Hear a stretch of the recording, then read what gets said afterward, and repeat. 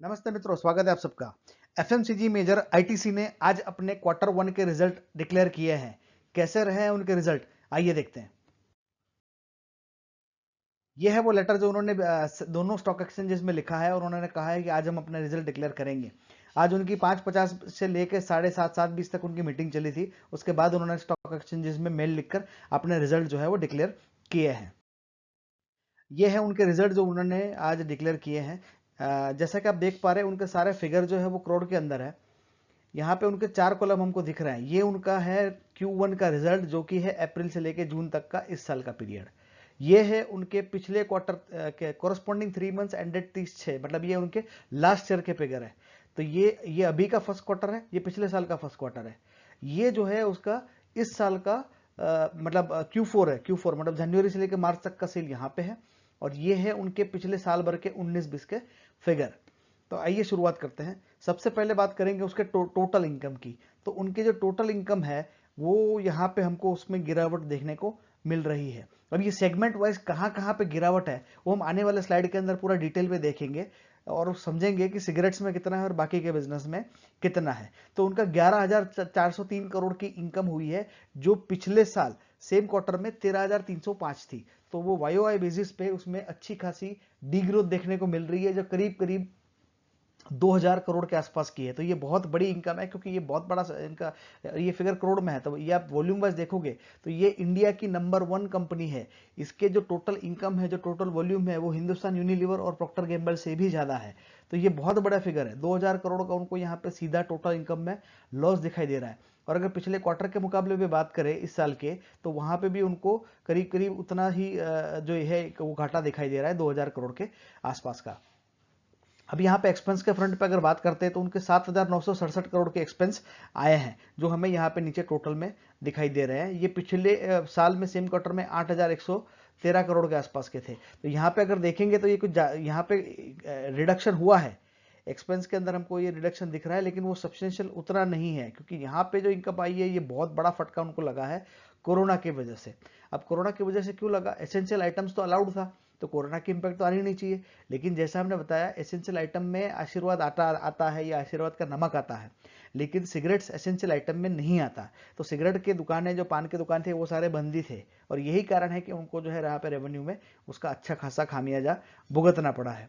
यही कारण रहा कि उसका जो प्रॉफिट बिफोर टैक्स है वो सिर्फ 3435 करोड़ रहा, जो लास्ट ईयर सेम क्वार्टर में 5200 करोड़ था, 5191 के आसपास था। तो ये आप देखिए, ये आपका ये अच्छा खासा फर्क यहाँ पे 1800 करोड़ का सीधा लॉस यहाँ पे दिखाई दे रहा है, जो कि बहुत ही बड़ा फिगर है। और अगर इसी साल के अगर वो जनवरी से मार्च क्वार्टर की बात करें, तब भी ये 4700 करोड़ था। तो उसके भी करीब यहाँ से हम देखते हैं तो 1300 करोड़ का यहाँ पे भी डिफरेंस हमको दिखाई दे रहा है। यही कारण रहा कि उनका जो प्रॉफिट फॉर द पीरियड जो है वो जो टैक्स वैक्स भरने के बाद यहाँ पे ये टैक्स कंपोनेंट भी हटा दिया है, तो 2567 करोड़ का यहाँ पे हमको प्रॉफिट दिखाई दे रहा है, जो यहीं पे 3436 का प्रॉफिट था लास्ट उसका जो लास्ट ईयर सेम क्वार्टर में। तो यहाँ अगर देखेंगे तो ये सीधा हमको ये 950 करोड़ के आसपास का घाटा दिखाई दे रहा है, जो कि बहुत ज्यादा है। और अगर हम इसी साल के क्वार्टर की भी बात करें तो उसमें भी ये करीब करीब हम देखते हैं तो 1300-1400 करोड़ का घाटा है। यही कारण रहा कि जो उसका फाइनली यहाँ पे बेसिक ईपीएस आया है वो घट गया है। ये 2.04 ही रह गया है इस क्वार्टर के लिए, जो लास्ट ईयर सेम क्वार्टर में 2.74 था। और जो इस साल का भी जनवरी से मार्च वाला पीरियड था उसमें 3.14 था। तो ये कोरोना की वजह से उनको अच्छा खासा सेटबैक हो गया है, कंपनी को भी और उसके शेयर होल्डर्स को भी। तो अभी ऐसा लग रहा है कि जो पिछले साल उसका 12.47 का अर्निंग पर शेयर था, तो अभी ये 2.04 है। अभी खैर अच्छी बात यह है कि अनलॉक 1 की प्रोसेस काफी हद तक शुरू हो गई है, तो एटलीस्ट अभी सारी अवेलेबिलिटी है, तो इम्प्रूव उम्मीद कर सकते हैं कि आने वाले 3 क्वार्टर में ये थोड़ा रिकवर करेगा। तो एटलीस्ट ये 10 या 12 या 13, 10 से 12 के आसपास में अगर ये भी अचीव कर लेगा तो ये बहुत अच्छा अचीवमेंट होगा, लेकिन उसके लिए उनको काफ़ी मेहनत करनी पड़ेगी। अभी तो थोड़ा मुश्किल दिखाई दे रहा है कि ये 12 को टच करना, क्योंकि अभी ये सिग्निफिकेंटली कम हो गया है।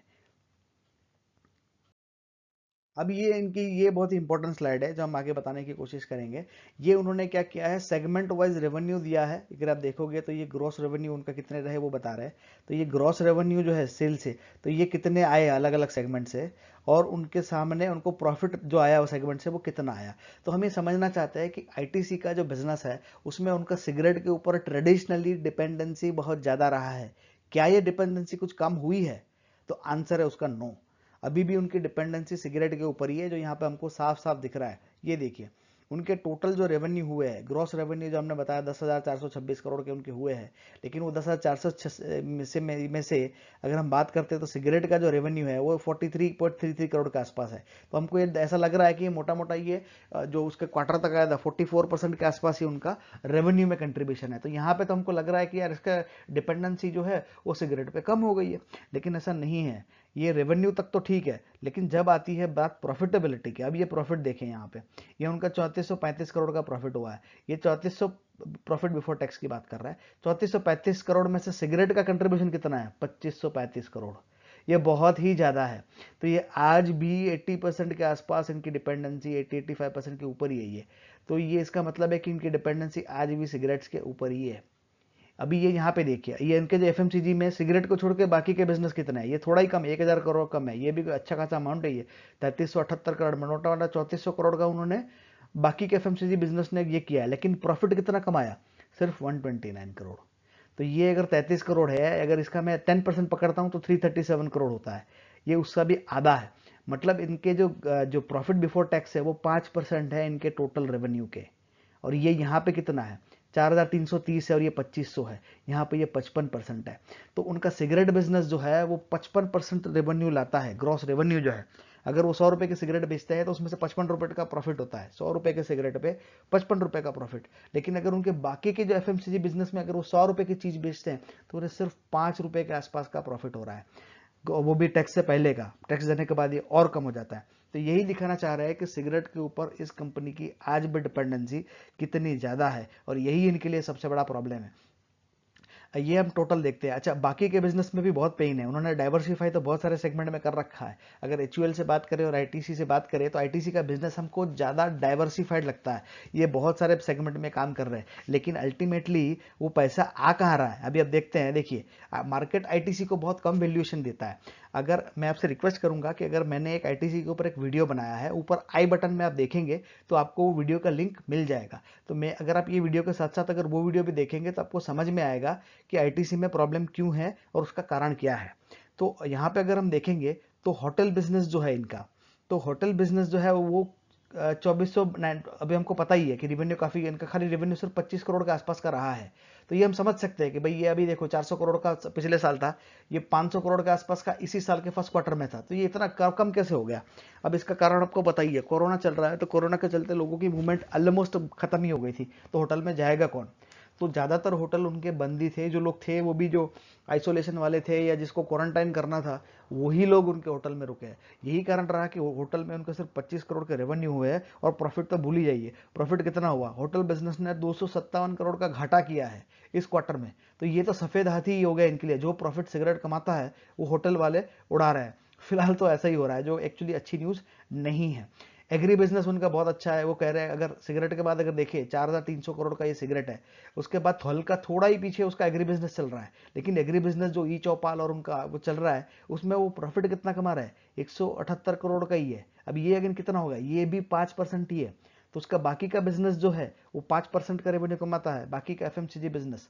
उसका जो एग्री बिजनेस है वो भी 5% ही कमाता है। उसका होटल बिजनेस जो है वो पूरा का पूरा घाटे में ही चलता है। तो थोड़ा बहुत भी जो कमा रहा है वो होटल उड़ा देता है।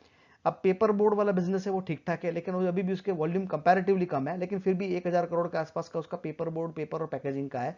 जो उसके स्टेपल्स की और स्टेशनरी की रेंज है, ये एक कंपैरेटिवली सिगरेट के बाद अगर सबसे अच्छा कोई बिजनेस है तो यही दिखाई दे रहा है।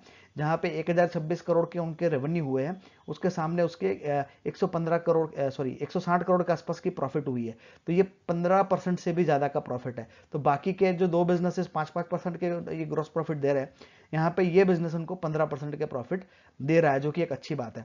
इनफैक्ट एक और उनका सेगमेंट है जो अदर सेगमेंट है, ये 556 करोड़ के आसपास का ये अदर्स दे रहा है, जिसमें उसका आईटी का बिजनेस और बाकी के सारे बिजनेस आ गए। ये बहुत अच्छा कर रहा है। 556 के सामने 115 करोड़ का उनका प्रॉफिट हुआ है। तो ये बिजनेस उनके लिए अच्छे हैं। लेकिन अभी ये होटल सफेद हाथी उनके लिए बन चुका है, जबकि बाकी के एफएमसीजी में उनका स्पेंड ज्यादा है और ज्यादा उसको खर्चा कुछ मिल नहीं रहा है। तो इसके ऊपर वो फोकस कर रहे हैं और अब बहुत सारा काम चल रहा है। लेकिन अभी अभी भी वो प्रॉफिट नहीं कर पा रहे। उन्होंने ये सारा सेगमेंट चालू किया, आजकल का नहीं है, इसको चालू हुए 17-18 साल हो गए, लेकिन अभी भी क्योंकि उसकी स्टफ बहुत ही स्टिफ कंपटीशन है HUL PNG और बाकी सारे डोमेस्टिक प्लेयर के साथ, उसके चलते वो माल तो उनका बिक रहा है लेकिन प्रॉफिट नहीं आ रहा। और यही सबसे बड़ा प्रॉफिट आज भी इनके लिए सबसे बड़ा चैलेंज उनके लिए आज भी यही बना हुआ है। अब हम बात करते हैं उसके शेयर के रेट की। तो प्राइस चार्ट अगर देखते हैं तो बहुत कम मॉडेस्ट शुरुआत हुई थी, 5 रुपए के आसपास का कभी रेट हुआ करता था उसका, आज से 15-25 साल पहले। वो अभी 200 के आसपास आ गया। इनफैक्ट एक अभी 350 तक गया था ये रेट, लेकिन अभी जैसे मैंने बताया मार्केट ने कहीं परस्यू कर लिया था कि इसका प्रॉब्लम आने ही वाला है, तो उसका प्राइस अच्छा खासा, इसका रेट जो है वो करेक्ट हो चुका है। यही कारण है कि ये 200 के ऊपर अभी फिलहाल तो जा नहीं पा रहा है। ये उसके वैल्यूएशन है जो हमने बताया। ये मार्केट कैपिटलाइजेशन उसका 2.5 लाख करोड़ के आसपास का है। ये जैसे मैंने बताया ये सबसे ज़्यादा है, ये HUL के मार्केट कैपिटलाइजेशन से डबल से भी ज़्यादा है। तो इसका वॉल्यूम तो अच्छा खासा है, मार्केट कैपिटलाइजेशन भी ज़्यादा है, उसका सेल भी ज़्यादा है। लेकिन दिक्कत जो मैंने बताई कि पी रेशियो कम आता है। अभी हम पी रेशियो देखें यहाँ पे, ये 16 का पी रेशियो है। अभी इंडस्ट्री पी आप देख रहे हो ना यहाँ पे, क्योंकि ये इंडस्ट्री पी किस इंडस्ट्री का है? ये FMCG का है? नहीं, ये इंडस्ट्री पी मतलब सिगरेट इंडस्ट्री का पी है, क्योंकि ये कंपनी मार्केट इसको FMCG कंपनी गिनता ही नहीं है।